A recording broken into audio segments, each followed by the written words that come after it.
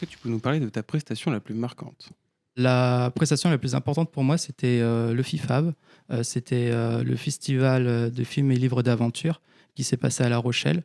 C'était une grande organisation et nous, on faisait la réservation, des personnes invitées en privé, pour, les guider aux loges, pour regarder, les films qui se passaient. Et c'était une super bonne expérience. On apprenait à accueillir les personnes, à les lister, à les accompagner, à discuter un peu avec eux pour leur expliquer le déroulé. Quand j'ai servi de la nourriture aux gens de la mission locale, on a fait un buffet et les gens ils étaient illuminés devant la nourriture, devant le poulet, enfin devant tout. C'était incroyable. Celle qui m'a le plus marquée, c'était une prestation qu'on a fait pour la mairie de La Rochelle. Euh, C'était la brigade du tri. Euh, on a dû rester dans le froid pendant toute une journée. Gérer les francopholies parce que c'était la vraie prestation que je faisais. Et on était sous la canicule, il faisait chaud, je me suis pris la tête avec une personne. Enfin, voilà quoi, c'était des hauts et des bas niveau émotion. J'ai acquis en confiance en moi. C'est quelque chose que j'aurais jamais prétendu faire. Heu, organiser un cocktail pour, 70 personnes, comment dire ça? C'est improbable. C'est vraiment la boutique qui me l'a proposé et sinon je me serais jamais, je me serais jamais imaginée dans un tel cadre. La plus marquante, ça a été ma première création en laser. Ma première prestation, ça a été de la sortir et de la faire publier et de la faire voir aux gens, de la créer, de la faire connaître, quoi. Ce qui m'a le plus marqué, c'est surtout l'organisation ensemble, c'est-à-dire les prestations que j'ai fait avec APA justement à ce moment-là, c'est-à-dire pouvoir discuter, s'organiser ensemble, pouvoir communiquer et voir comment on pourrait justement gérer les invités. Et c'était une très très bonne expérience pour moi. Je suis arrivé en tant que bénévole et à ce jour, je suis auto-entrepreneur en 2 ans de temps. Oui, on a un service de blanchisserie, donc le lavage, séchage, repassage, donc ça dépend, c'est soit pour des gîtes ou des petits appartements Airbnb. Donc on est prestataire de... Enfin, voilà, on a un service de blanchisserie en plus de notre petite friperie. C'est les Lego Duplo. C'est des petites pièces pour les circuits Duplo. Bah, j'ai eu pas mal de problèmes, c'est avec le filament en fait. C'est le seul truc qui m'a le plus embêté en fait. Le filament il a été mal enroulé par l'entreprise. Ça fait qu'après j'avais des cassures et des problèmes pour la pression. Ouais, ça a été le plus que j'ai eu le problème. Quelles sont tes plus grosses surprises, bonnes ou mauvaises? Surprise, je ne sais pas si c'est vraiment le terme surprise, mais en tout cas bonne réalisation, constat ou création ou concrétisation, c'est le fait qu'une coopérante, là, certainement que prochainement, elle pourra se rémunérer à mi-temps au titre de l'activité artisanale qu'elle a créée. Donc ça, c'est quand même une super chouette surprise. Mais ce n'est pas une surprise, parce que nous croyons tous et toutes en elle. Et puis, quand on dit mauvaise chose, finalement, c'est le fait que ce dispositif en fait, de capacitation soit enthousiasmant pour beaucoup, et pourtant une difficulté à trouver des financements. Donc un dispositif proposé gratuitement à des gens qui a des bénéfices sur le volet économique, territorial, sur le volet social, bien-être, un dispositif d'intérêt général et pourtant une difficulté en fait à avoir des financements. Ça, c'est une surprise. Mes plus grosses surprises, alors en positif, de voir en fait que finalement alors déjà moi personnellement c'était de voir que j'avais cette capacité en fait à donner en fait aux gens envie envie de s'en sortir, donner de la motivation et tout ça. En fait, j'ai appris sur moi que j'avais cette capacité de donner cette envie-là aux gens et c'est super. Donc, personnellement, je suis hyper contente, mais j'espère que ça leur apporte surtout. En négatif, que en fait, malheureusement, la vie était encore plus dure que ce que je pensais. Je suis quand même encore un peu jeune et c'est vrai que je rencontre des personnes avec des parcours de vie incroyables et qui ont toujours cette volonté, toujours d'affronter et de prendre les choses à bras le corps. Et ça, c'est la meilleure des leçons. Donc non, j'en apprends tous les jours autant que j'essaie de leur apprendre. Plus grosse surprise, c'est d'être arrivé à une prestation avec des coopérants. Tout allait bien jusqu'au moment où ça a été un peu le coup de feu. Et de voir que sous la pression, leurs émotions sont exacerbées. Et ils ont commencé à se crier dessus. Et ben, j'étais pas prête. J'étais là, mais vous étiez trop mignon tout à l'heure, il y a 5 minutes. Là pourquoi d'un coup, ça crie de partout, ça va bien se passer. Et bonne surprise, ça a été de... En fait, chaque prestation est une bonne surprise parce que en vérité, ils sont super. Franchement, ils sont super. Ils arrivent à gagner en autonomie. Et quand au bout d'un moment, on me dit bah non, mais elle, laisse, on gère. Franchement, ça, c'est le pied, quoi. C'est l'objectif. Alors, une bonne, c'est à Valenciennes, ville. On a été habilité territoire zéro chômeur, donc on a pu... grâce au CAPA, maintenant, mettre en place une entreprise à but d'emploi, donc offrir des CDI à temps choisi sur les activités choisies pour les coopérants. Donc, ça a offert de la stabilité. Mauvaise surprise, à Onin, le maire nous a lâché le jour de l'instruction. Donc, du coup, heureusement qu'il y avait le CAPA pour rebondir, mais il a fallu encaisser et rebondir. Le plus difficile, c'est le travail en équipe, en fait. C'est parfois compliqué, parce qu'on a affaire à énormément de personnalités différentes. Donc là, il y a encore beaucoup de travail à faire, quoi, en fait, pour améliorer ça. Ce métier me plaît par rapport à ce qu'on a créé dès le début. Parce qu'on est démarré de zéro et de ce qu'on est arrivé maintenant, on a eu par étapes. Et on a eu trop de mal à arriver au niveau où on est. Je pense qu'une bonne surprise, c'est de voir à quel point...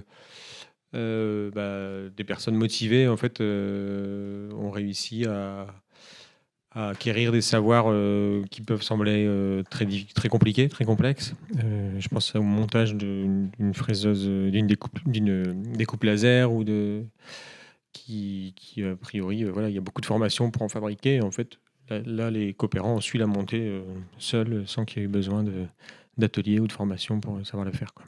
Je crois que dans le parcours à Cap à La Rochelle, ça fait 4 ans qu'on accompagne des jeunes. Et il y a une seule fois où on a failli ne pas accepter un coopérant, alors qu'on accepte toujours tout le monde. Mais là, on avait peur qu'il soit trop en difficulté, en fait, dans le groupe, parce qu'il faisait de la phobie sociale. Et que c'était visible. Enfin voilà, certains le font, mais là, c'était vraiment visible. Et en fait, on lui a quand même donné sa chance. Et il est resté 1 an, il a fait un parcours de dingue. Et après, il a vraiment trouvé son activité professionnelle. Et donc, du coup, c'est la plus grande surprise. Et du coup, c'est ce qui m'anime au quotidien, de me dire que, en fait, on ne doit pas décider pour eux. Et que si un ou une coopérante sent qu'il a sa place ici, on lui laisse et on avance ensemble, quoi. Quelles sont vos attentions et qu'est-ce qui vous anime ? Alors moi, ce qui m'anime, c'est quand j'ai des personnes en face de moi au démarrage qui ont peur, qui ont peur de parler, qui ont peur presque d'exister ou d'entreprendre des choses et qui, après quelques temps, alors ça dépend de chaque personne, hein, bien sûr, mais qui, après quelques temps, en fait, se révèlent. C'est-à-dire que les personnes sont même surprises, en fait, de voir ce qu'elles sont capables de faire et puis finalement s'ouvrent, en fait, aux autres, s'ouvrent à des nouvelles expériences, s'ouvrent à des nouvelles personnes, à des voyages, à des choses qu'avant, en fait, finalement, pensaient que c'était impossible pour eux.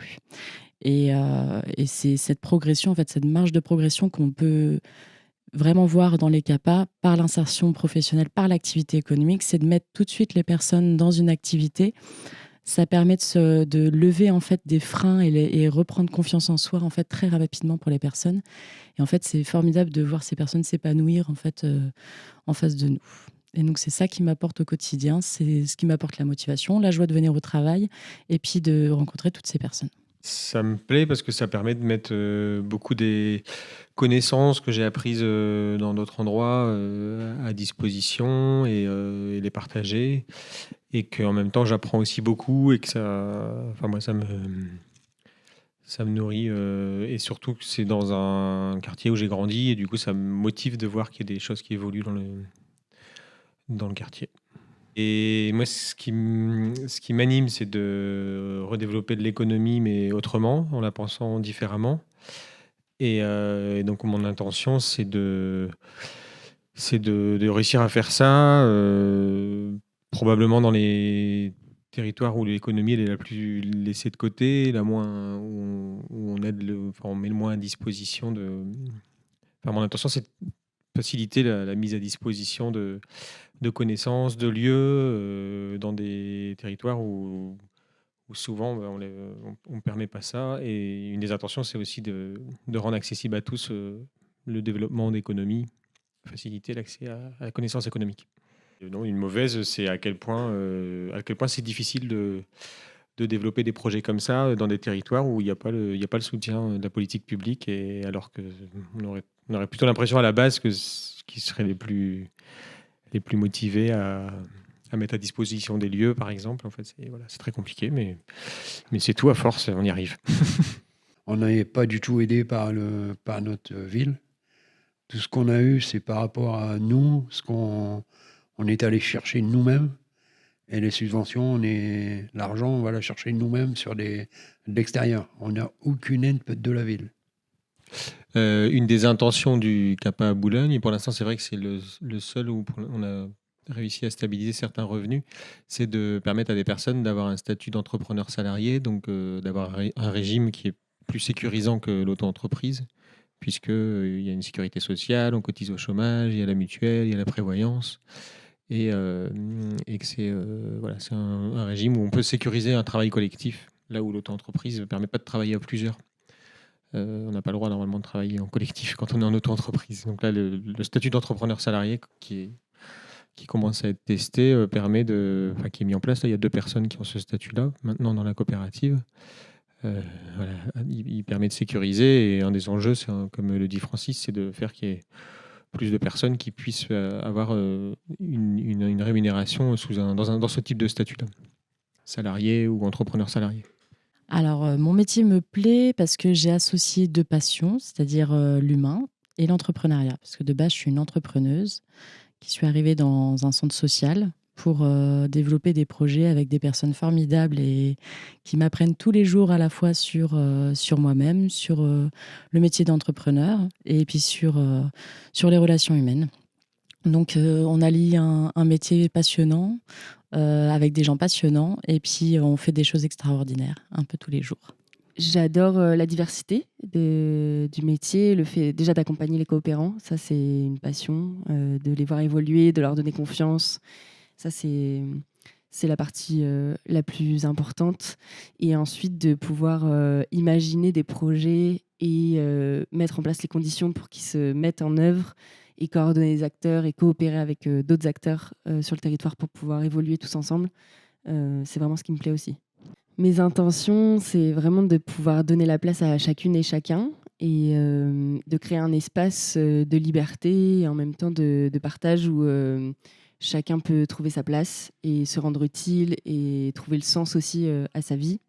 Et ce qui m'anime, c'est de voir l'évolution des coopérants quand ils passent la porte et qui sont souvent assez timides, et surtout, certains ont déjà des fractures de ce qu'ils ont vécu auparavant, et de pouvoir partager, être au même niveau qu'eux, juste en mettant en place des projets, dans l'action, et en leur donnant la place aussi de décider. Ça permet de créer cet espace et qu'ils se rendent capables qu'ils ont toute cette place en fait à prendre et à créer dans la société, et qu'on a besoin d'eux aussi.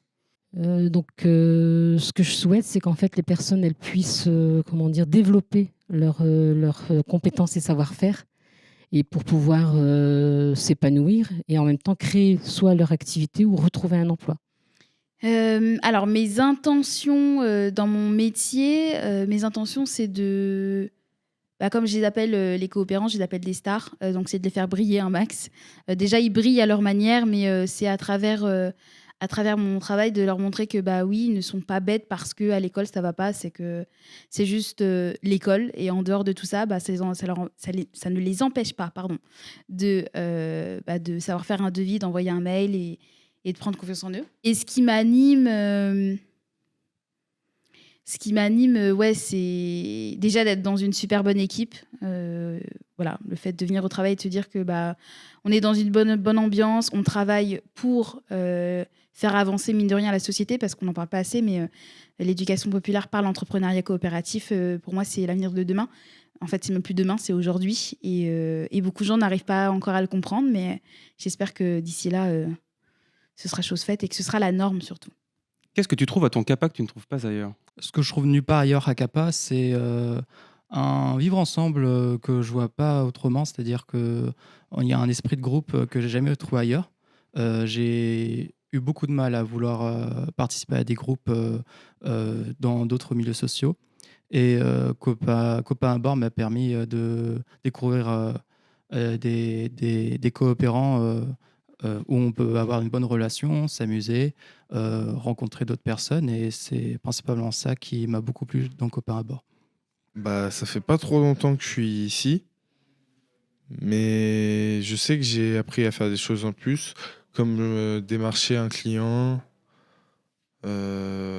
J'apprends en ce moment à faire des devis. Je sais pas encore bien les faire, mais j'apprends, voilà. Eh bien, quand je suis rentré à CAPA, bah, j'étais très timide, voire asocial. Et ça m'a fait beaucoup sortir de ma zone de confort. Et maintenant, je parle beaucoup plus avec des gens et aussi, je suis de plus en plus autonome. La possibilité d'évaluer ma compétence, comment je me suis mis dans l'impression 3D. C'est grâce à ça que je suis dedans, quoi. Dans l'informatique aussi. Mais la 3D, c'est grâce au CAPA que je puisse m'y mettre, en fait. Donc, on s'est trouvé un bon petit groupe déjà pour avancer sur nos projets.